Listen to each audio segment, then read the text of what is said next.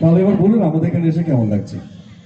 আমি আগেও এসেছি, আর দিদি আমার অনেক দিনের পরিচয়, উনি উড়িষ্যায় ছিলেন, আমরাও মিনিস্ট্রি আইএনবি ওনার সাথেও কাজ করি। আর এই অনুষ্ঠান সহিত আমার অনেক দিনের পরিচয় আছে, আর একটা বিশাল মানে ওনার সাথে একটা সম্পর্ক, একটা পরিবারের সম্পর্ক মতন।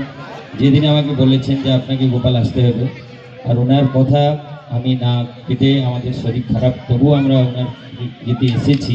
আর সব থেকে ভালো লাগে এখানে এসে যে এই মাটির একটা, আমরা তো বিদেশেও যাই, অনেক দেশ বিদেশ, আমরা ভারতবর্ষে নয় ভারত বাইরে অনেক জায়গায়ও গেছি।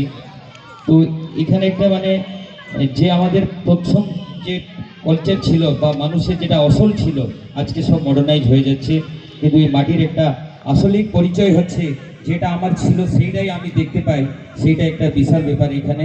সেই জন্য এটা ভালো লাগে, এটা একটা স্পেশাল। কেন আমরা ভারতবর্ষে অনেক জায়গায় গেছি, বিদেশেও গেছি, কিন্তু সব মডার্নাইজ হয়ে যাচ্ছে, মানুষের থেকে ওদিকে সব দূরে দূরে চলে যাচ্ছে, কিন্তু এটা সবাই কাছে কাছে যেন আমাকে টেনে নিয়ে আসে, সেই জন্য ভালো লাগে। ধন্যবাদ।